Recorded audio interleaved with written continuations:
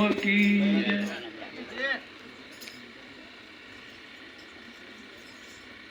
तो प्रथम किन को समरिए न किन का लीजिए नाम। तो मात पिता गुरु अपना लीजिए अलख पुरुष का नाम। तो नाम लिया उसे सब लिया सकल शास्त्र को भेद। अरे बिना नाम नर के गयो तो पड़ पड़ चारो वे। तो सदगुरु नी प्रथमा जे पार से करे गुरु नी सेव। आखर लगी एक तार है ए मनुष्य नहीं पण देव। तो राम नाम रघुवंश मणि सकल पाप को नाश। कारकंपे जम थर हरे ऐसो नाम नो प्रकाश। सियावर रामचंद्र की जय। कृष्ण कन्हैया लाल की जय। આજના પવિત્ર પાવન ભુવા એવા ફતેપુર મુકામે પરમ પૂજ્ય સંત શ્રી રણજીતરામ મહારાજના પ્રગણમાં આજનો જે યોગ એમને પ્રાપ્ત કર્યો આપણને કરાય. ખૂબ ખૂબ એમના પરિવારને ભક્તિમાં જ્ઞાનમાં આયુષમાં લક્ષ્મીમાં ખૂબ ખૂબ વધારો કરે એવા સંતોના આશીર્વાદ કે આજે યોગ પ્રાપ્ત થયો છે. એક પ્રથમ તો મનુષ્ય યોગ જે આવો દાગીનો છે 84 લક્ષ યોનિમાં ક્યાંય મળે એવો નથી.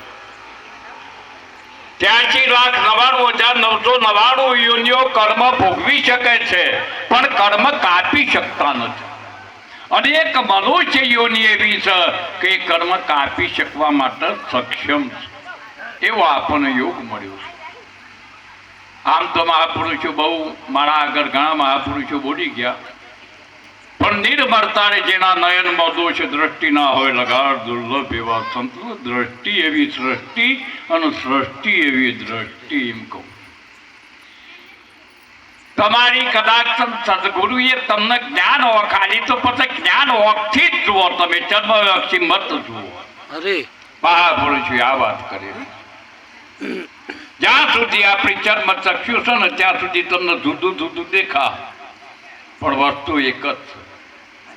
જ્યારે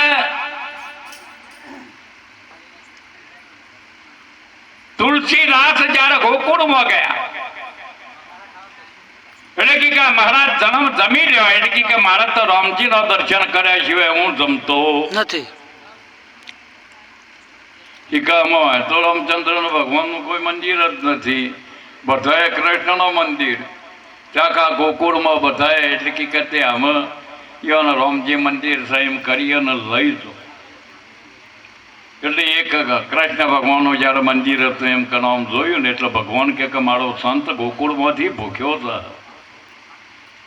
એટલે એને મથરી મૂકી દીધી અને સીધું ધનુષ્ય ધારણ કર્યું. વાહ મહાપુરુષ કે જો જુઓ તો પરમાત્મા પરમાત્મા ને પરમાત્મા. જયારે 5 પાંડવ અને 100 કૌરવોની જયારે પરીક્ષા હતી એ વખતે એક ઝાડ ઉપર પંખી હતું. પંખીની ઓખ વેચવાની હતી. એટલે પેલા કૌરવોને પૂછ્યું તને આ ઝાડ છે ઝાડ ઉપર ડાળ છે ડાળ ઉપર પંખી છે અને પંખી અને ડોક છે ડોકમાં ઓખ છે. એટલે પેલા કે તને ઝાડ દેખાય છે એટલે કે હા. એટલે કે તને ડાળ દેખાય છે એટલે કે હા. એટલે કે તને પંખી દેખાય છે એટલે કે હા. કે પંખીની ડોક દેખાય છે એટલે કે હા. એટલે કે તું નહીં વેધી તું નહીં વેધી તું નહીં વેધી તું નહીં વેધી. બધા જ એકી એક કોઈ નહીં. 5 પાંડવોમાંથી અર્જુન બહાર ગયા હતા. બહાર ગયા હતા એ વખતના જ્યારે ગુરુ દ્રોણ કહ્યું કે મારી જે આ બધી જે અભ્યાસ આપ્યો મેં અમને જ્ઞાન આપ્યું, શસ્ત્ર વિદ્યા આપી અને જે મેં ચક્ષુ આપ્યું, પણ અમને એનો ઉપયોગની હજી ખબર નથી. એટલે એમને ચિત્તા ખડકી બળી મળવા માટે. જો ચિત્તા ખડકી અને ત્યાં અર્જુન આપા અને ચિત્તામાં ગુરુજીને બેહવા એટલે તરત જ હાથ પકડી કે મારા શું કરો છો? એટલે કે ભાઈ મારી બધી આ વિદ્યા અફળ થઈ છે. અરે કે એવું બને નહીં, એવું શું છે કે હવે તું એ અમોદો જ કર, પણ મહારાજ એક વખત તો મને કહો કે વાત શું છે? એટલે કે પંખીની ઓખ વેચવાની છે. બોલો સદગુરુ મહારાજની જય.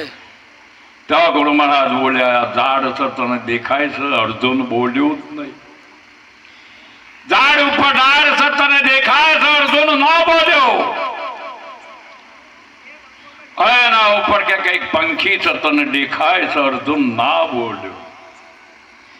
પંખીની ડોક તને દેખાય છે? અર્જુન ના બોલ્યો. અને કે પંખીની ઓખ વેચવાની છે તને ઓખ દેખાય છે? કે આ બાળા આવું મને ઓખ દેખાય છે કે તું વેચી શકે? આમ કરીને જ્યાં બાણ માર્યું ને ત્યાં આગળ સીધી પંખીની ઓખ વેચાઈ ગઈ. એટલે બધાએ તાળીઓ પાડવા માંડ્યા. અર્જુનના મનમાં થયું